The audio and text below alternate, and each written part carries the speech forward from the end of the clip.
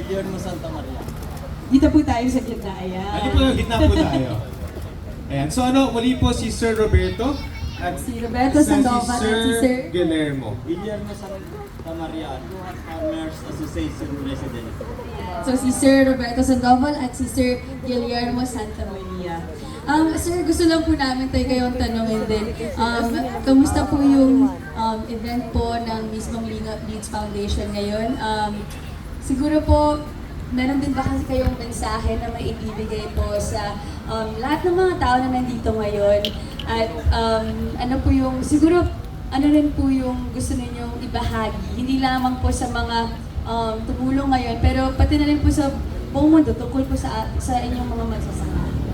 Okay po, magandang umaga po sa lahat bisita at sa lahat ng mga farmers. Ano po? At higit sa lahat ay sa Lead Foundation. Ano po? Nagpapasalamat po kami at isa po sa grupo ko ang na-invite ng Lead. Doon po sa naitulong nyo sa amin, unang-una po, ngayon ay nagtanim kami ng jackpot. Ang pinoproblema po namin, yun nga po kung sino ang kukuha ng aming aanihing jackpot na kami na naman ay igagaya at inonormal kami doon sa inbreed. Ngayon po, nasabi nyo at naipaliwanag nyo na kayo ay gagabay doon sa aming aanihing jackpot at ito naman po natikman na namin na talagang baka mimiya ay maibigay pa sa ating ilang kilo eh. Napakasarap po talaga.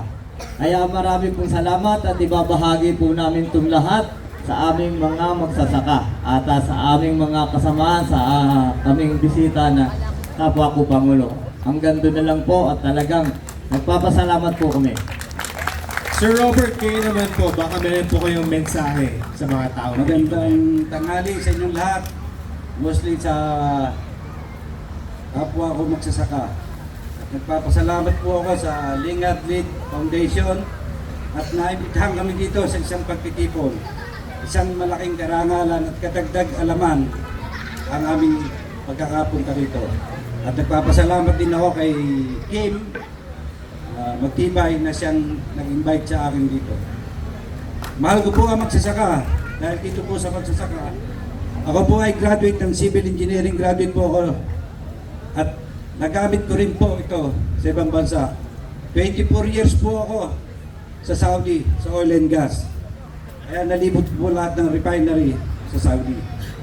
Nagbalik po ako noong 2019, binalikan ko po ang pagsasaka.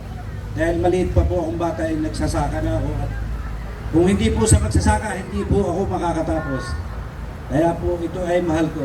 At ang hinihiling ko lang po sa Lingard Lead Foundation ay matulungan ninyo ang magsasaka.